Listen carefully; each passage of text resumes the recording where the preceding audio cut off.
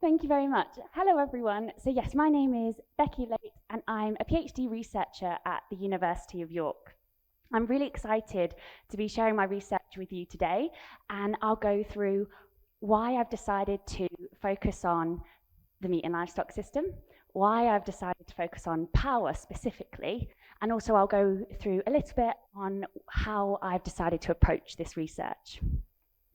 We have around 40 minutes, so I thought I'd speak for about half an hour, and then hopefully we'll have some time at the end for some questions if you have any. So I'm a part of the Fix Our Food research group, which is a part of a broader programme called Transforming UK Food Systems. Within Fix Our Food, there are 5 subsystems. The first is sustainable and healthy food for children. The second is regenerative farming. We also have measuring change and policy and governance, and then also the subsystem that my research fits within, which is hybrid business models. But I do hope to share with you today that I actually see my research sort of underpinning multiple subsystems, and hopefully, like I say, I can demonstrate that to you today. Just before I delve into my research specifically, I just wanted to share something with you that's an output of the measuring change team in Fix Our Food that I hope can actually be a really useful tool that you can go away and use to strengthen your arguments around the need for meat and livestock reduction. So this is the Agri-Food Calculator. And essentially what it is it shows a map of the UK, and it shows how all of the land in the UK is currently used. And the task is to change what the UK land is used for, and then see if you can reach net zero in terms of greenhouse gas emissions, while also keeping the self-sufficiency of the UK stable. So in terms of how much food we can produce ourselves versus how much we're relying on imports. And I think this is a really important tool to use, because often we hear that we have to have livestock farming because it's the most efficient way to use the land and things like that. And essentially this tool shows that we can transition to a plant-based food system and a plant-based diet. And in the UK, we have enough land and enough of the particular types of land to support that. So I think this is a really good evidence-backed way of supporting those arguments. So I just wanted to share that with you. I've popped the QR code here, so feel free to scan that and use it and share it yourselves, or you can go to the Fix Our Food website and you can find it there. Okay, so on to my research more specifically. I thought it could be helpful just to start by giving a bit of background on how and why I've got to where I am today.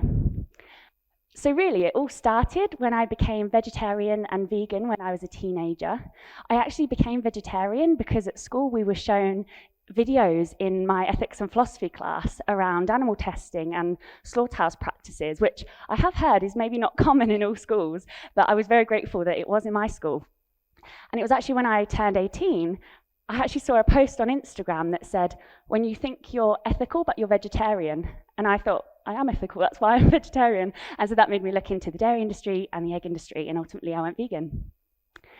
At this point, I was really looking forward to starting my undergrad and master's in physics, which was here at the University of Manchester. But when I thought about my future career, I really wanted to address the multiple issues that I was learning about in terms of animal rights, and also all of the animal agriculture's impact on the climate and on public health.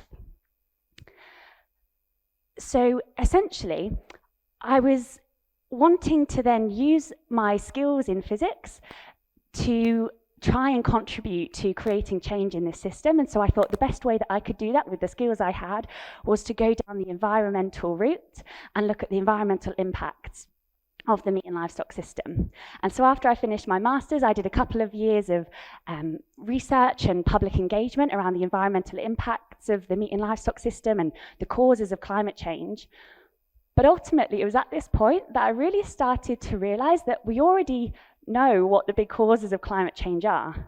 We already know so much about the impact of the meat and livestock system on the environment. The literature and the research in that area is already so well established and really rigorous. And so it was at this point that I started to realize that maybe a lack of natural science data wasn't actually the limiting factor here in bringing about change. And so I wanted to find out what was.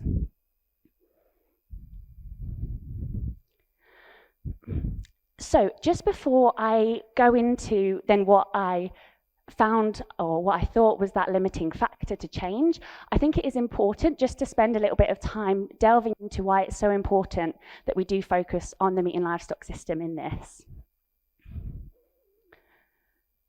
So if we start with some environmental considerations, if we look at all of the habitable land on the planet, around half of it is used for food. To put this into perspective, if you consider all of the cities, all of the buildings, all of the houses, all of the roads, that takes up 1% of habitable land on the planet, and food production takes up 50. If we then look at the amount of land that is used for food, around 80% of it is used for livestock and their feed. Despite this, animal agriculture only provides less than 20% of calories and less than 40% of protein globally.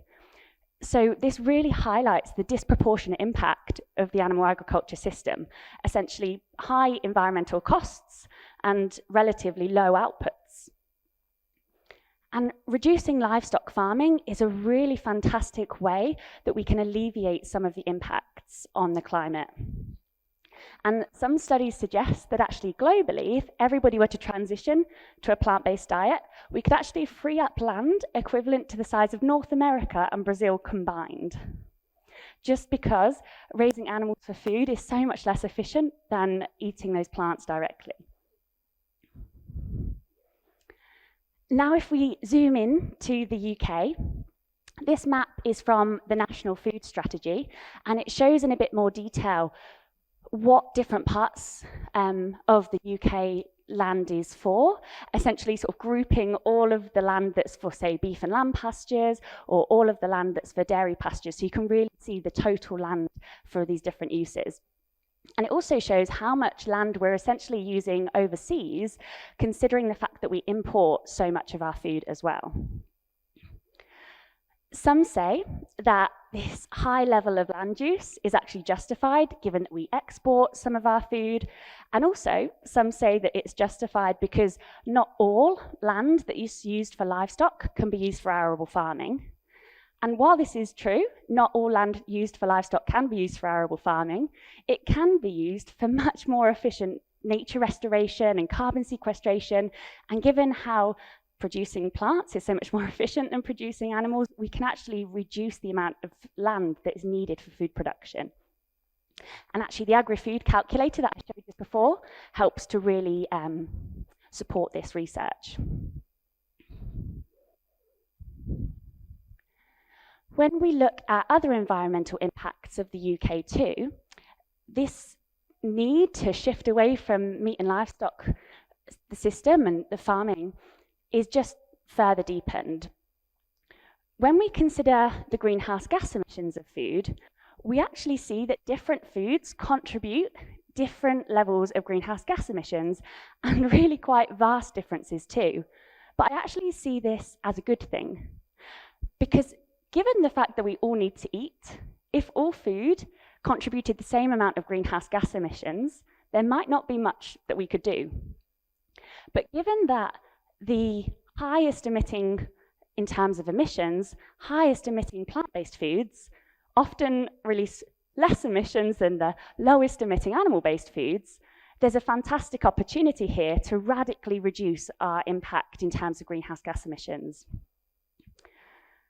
And this would also alleviate, of course, other environmental considerations as well, like the pesticide use on animal feed or the river pollution that often is a result of intensive livestock farming or farm runoff. Facing the true scale of the meat and livestock system's impacts, of course, really requires recognizing issues around animal rights and around public health too. Much of the land of the UK, like I've shown, is used for livestock farming, but most of the animals in the UK are in intensive farming systems. Also, given that no matter how an animal is raised, the vast majority will end up in a slaughterhouse, this, of course, as you will have heard over the course of this conference, raises such crucial ethical concerns. And then issues around these practices are deepened even further when we consider antibiotic resistance risk associated with farming and zoonotic disease risk too.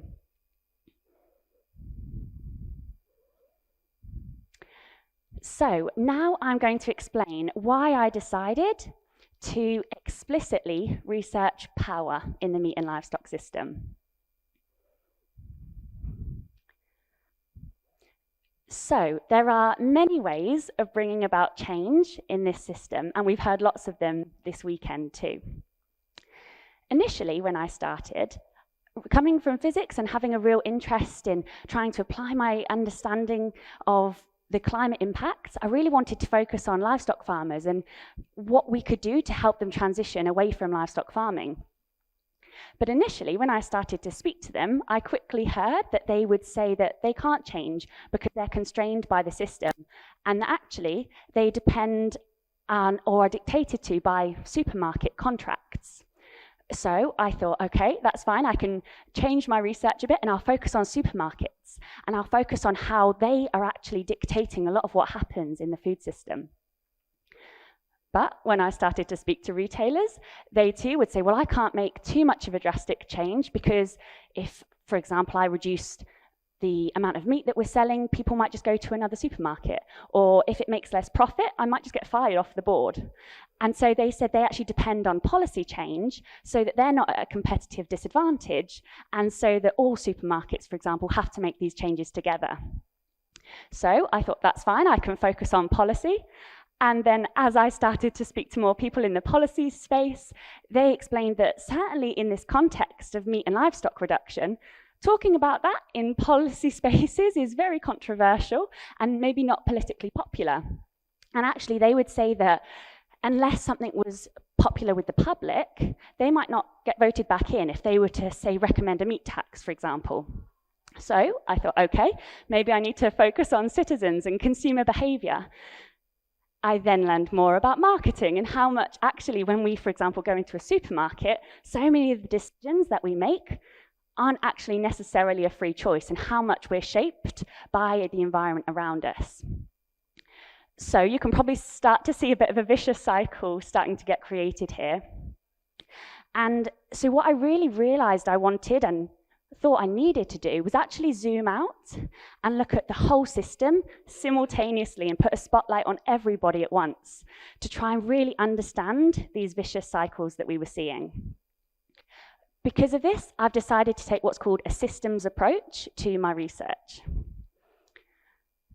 It really seemed to create a vicious cycle of inaction, and I really wanted to try and better understand what we could do to break this cycle. As you may have guessed, this cycle is even more complicated, and the more research I've done, the more types of stakeholders I've needed to include, the more types of considerations.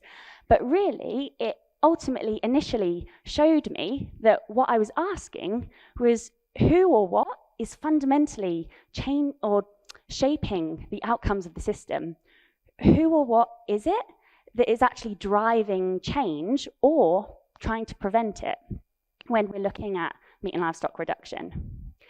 And essentially, I wanted to make sure that we all, when doing research, weren't falling for the same boundary, for the same hurdles or going in vicious cycles ourselves. And so, like I say, this made me realize I wanted to zoom out and look at all stakeholders at once.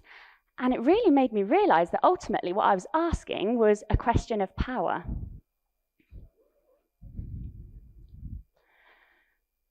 I also found from early conversations that despite the very well-known and established understanding in the literature and research on the environmental impacts of the meat and livestock system, for example, I did find that even within academic settings, talking about meat and livestock reduction was very controversial, and I really didn't understand why.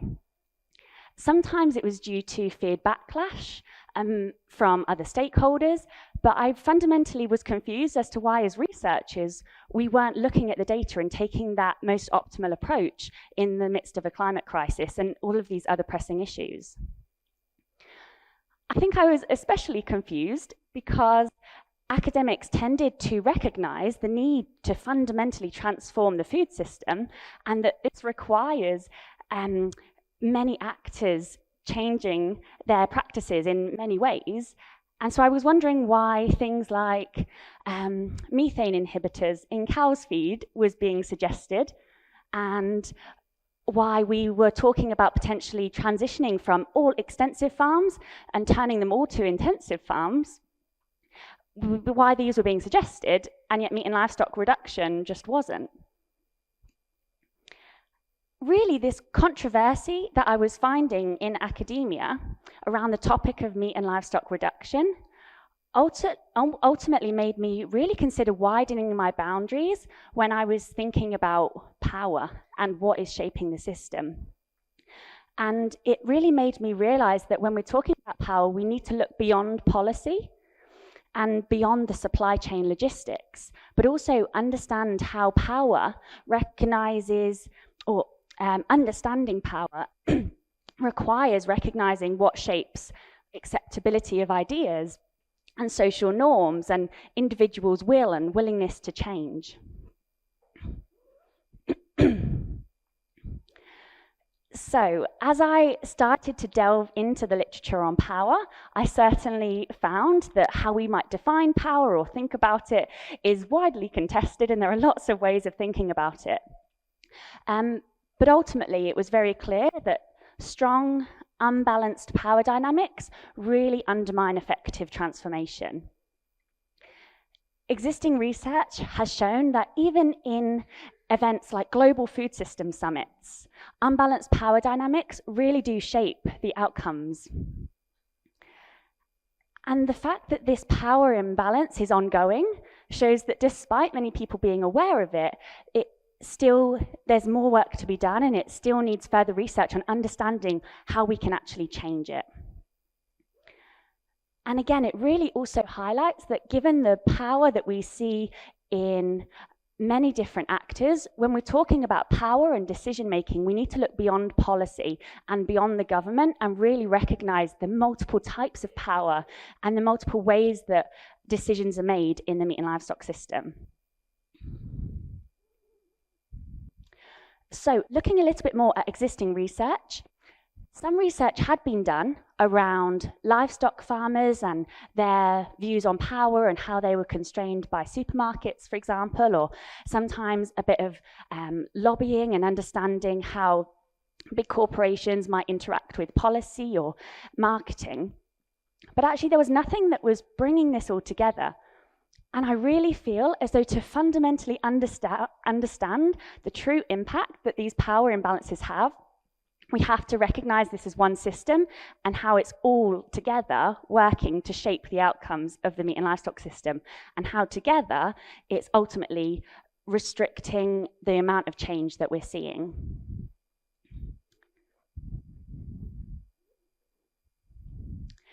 So when we look into general theories of power, so I suppose this big purple circle, we see loads of ways of defining it and thinking about it. Some people say that power is with actors themselves and their agency or the actions that they take, and that one actor can have power over another.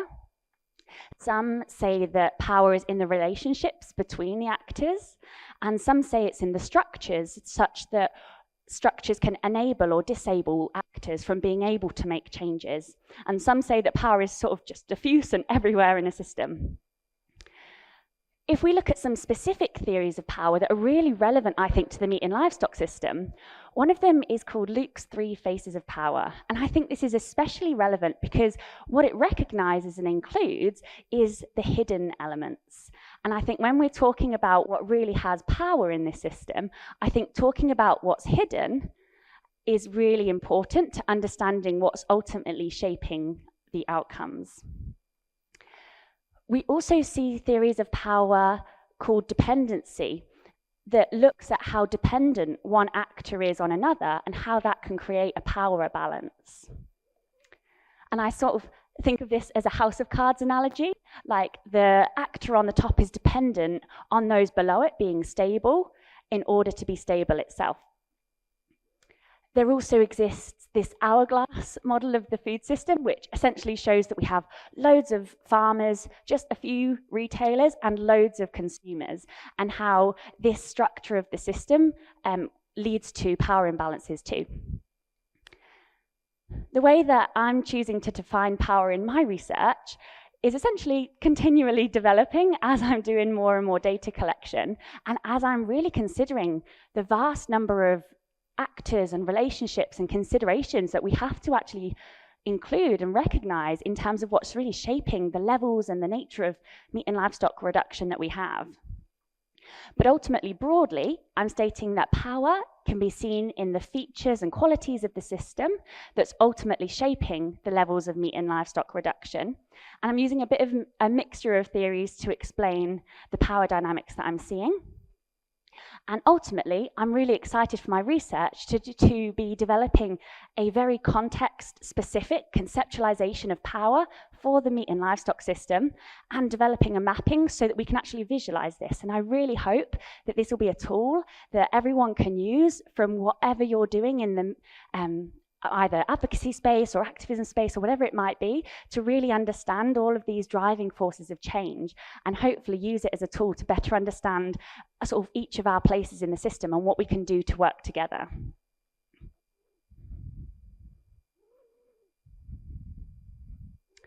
So I thought it might also just be helpful to briefly go through how I'm actually approaching this research.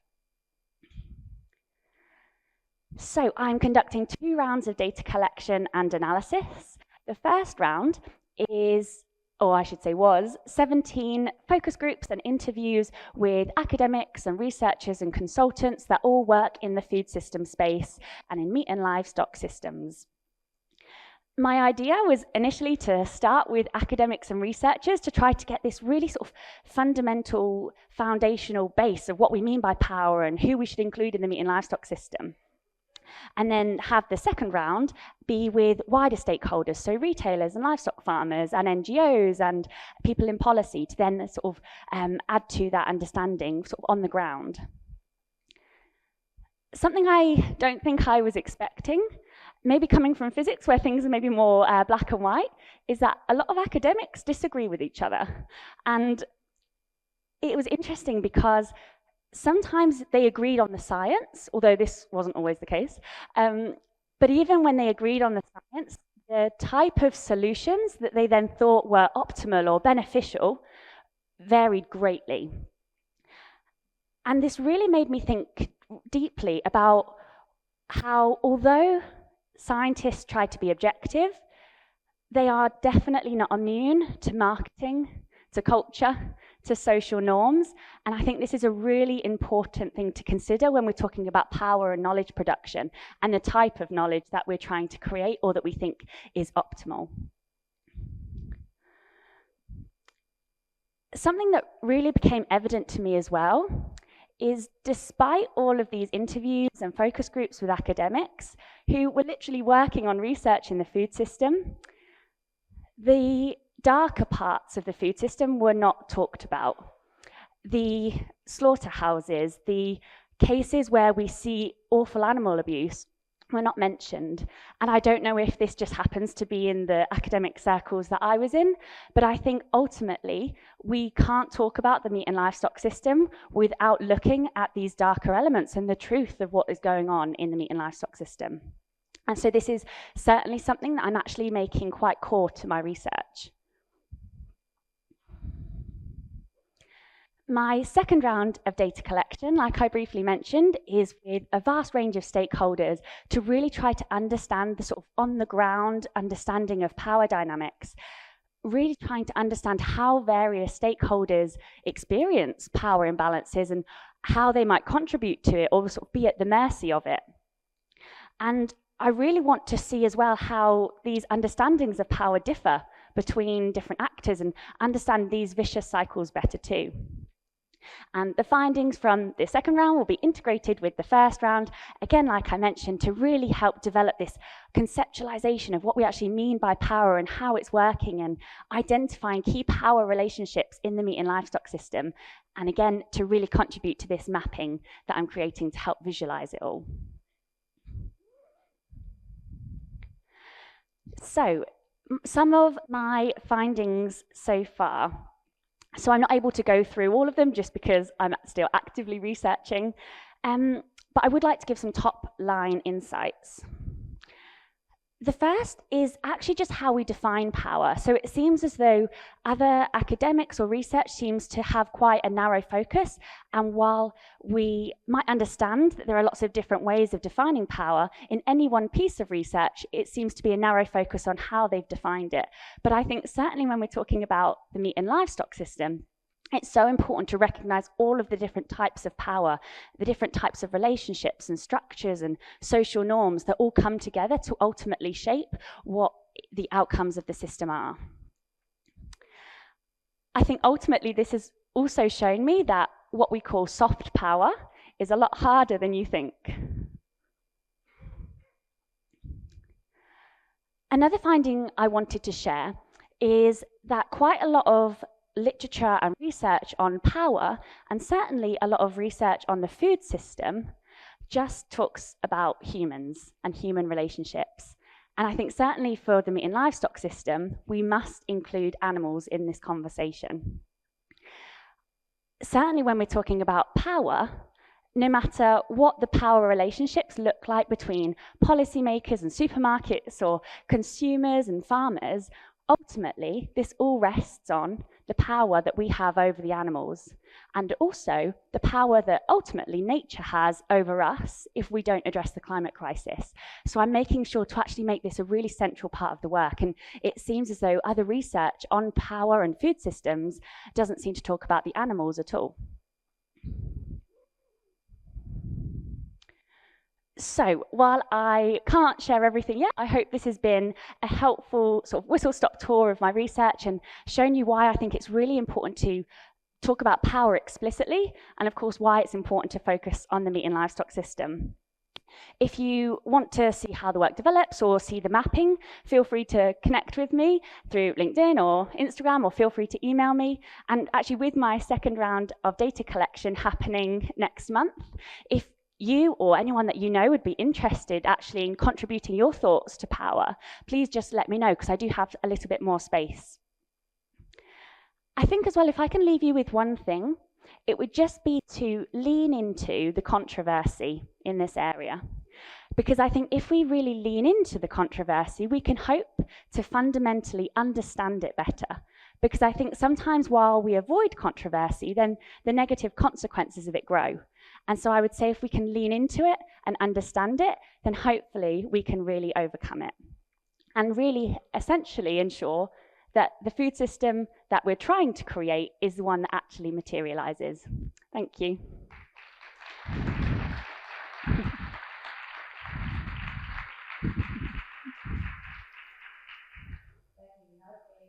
Really good questions for you. How do you think artificial intelligence might change or has changed power dynamics in UK animal agriculture? Oh, that's a really good question. I think it's one of those things, I'm certainly not an expert on AI in any way, so I should probably caveat it with that. But I think how it's going to change it, we might not even know yet. I feel like it ultimately is accelerating at such a fast rate that we probably don't appreciate how quickly it's going to change the system. I think for myself, one thing that's come up a lot is the power that's actually in the transparency or the lack of transparency in the system. And so even seeing some of the great artwork yesterday and things like that, I think how we can use AI to further share the message will actually mean that we can be really effective in our activism or in our research. And so I hope that we can use it as a tool for good. That was asked by Lawrence Anton, by the way. I keep forgetting to say people's names. And Dylan has asked, according to theories of power, what are major causes of shifts in power dynamics? What can animal advocates learn from this? Great question. So one thing that has often come up in a lot of my interviews and focus groups, sort of towards the end, has been, okay, so actually, given this whole conversation, how much is this actually about money? And I think sometimes the sort of economic lens that we can look through is really interesting. And certainly in today's climate, I think where the money is a really interesting way to try and understand where power is. But I think that ultimately, again, trying to bring around more transparency to the system, I think holds the potential for a lot of power. I also don't want to say too much because I don't want to say anything that might change given the next round of my data collection, but I can certainly continue to share these thoughts and things as I finish my research. This question was from me. Cool. We often come up against ideological resistance to changing these systems. Do you see the same resistance among academics? Yes. So and I how think, do you deal with that? Yeah. So this is something that I think I was quite shocked by. So given that academics are meant to always be very evidence-led and objective, it was really highlighted to me how much academics are unaware of how much they are shaped by society and what they might see as an optimal future or a positive transformation.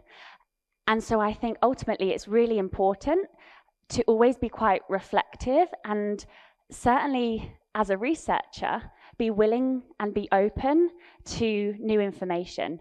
Because I think the types of knowledge that get created are sometimes very much based on evidence in some ways, but ultimately are shaped by the social norms.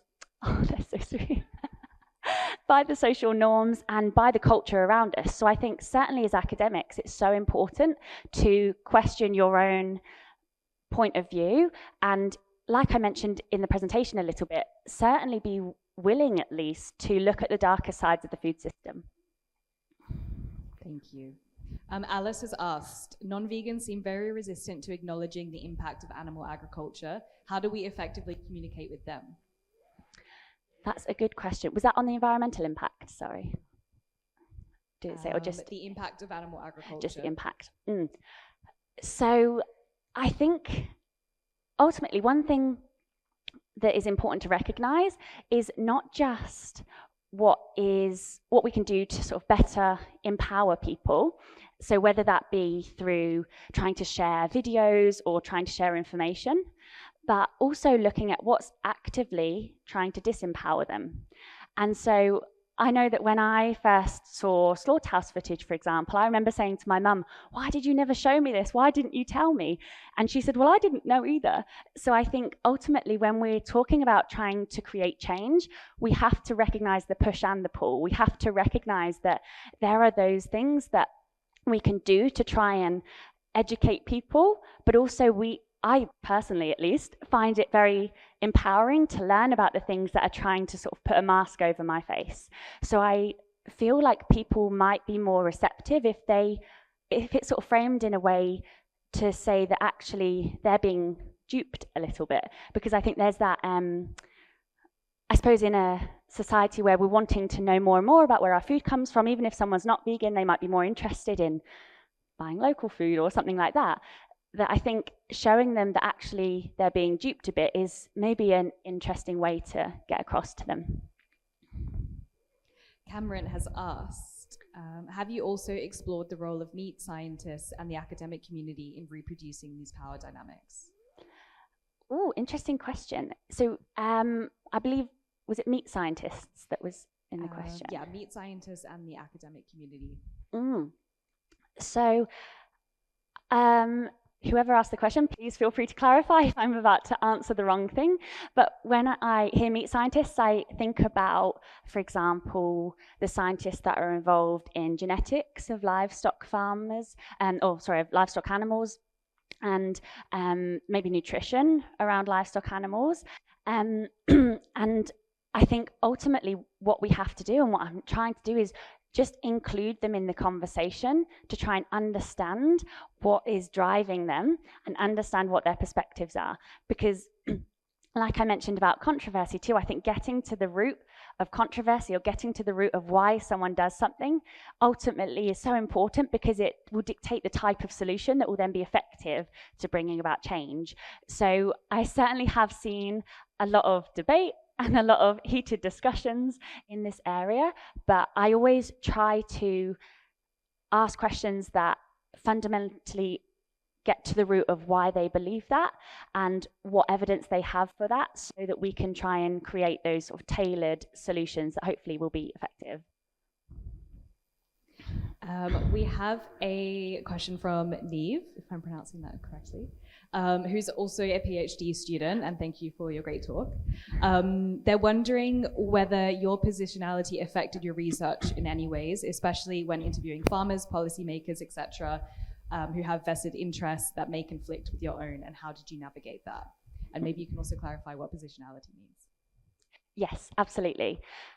I suppose one way of looking at positionality might be by explaining that inherently we all have biases, and I think it's really important to recognize that. I have found, certainly in the first round of data collection with consultants and researchers, that it seems as though on occasion they believe that vegans, for example, are biased, and yet those that eat meat, the topic of bias doesn't seem to come up. It seems as though whatever the social norm is, that isn't seen as biased. But if somebody is a vegan, then whatever they say might be seen as biased. And I think that's really important to recognize. And I think in order to try and tackle that, whatever I say, I try to have a lot of evidence to back it up. And I think ultimately my positionality has shaped my research, and ultimately me learning and becoming vegan initially because of animal rights has shaped my research. But I don't see it at all as a weakness. I see it as a strength, and I like to see that actually including animals in the conversation is actually something that not a lot of food system researchers seem to be doing, and that actually it's something that's really important. So I do try to reflect and make sure that what I'm saying isn't biased, but when all of the data, even on the environmental impacts, seems to support the need for meat and livestock reduction, and certainly when we look at animal rights, that's abundantly clear, I try to make sure that I'm evidence-led, but essentially asking questions that some researchers don't seem to be, because I'm aware of the animal rights issues too. That's all we have time for. Thank you so much, Becky. Thank Wonderful you. talk. Another round of applause. Thank you.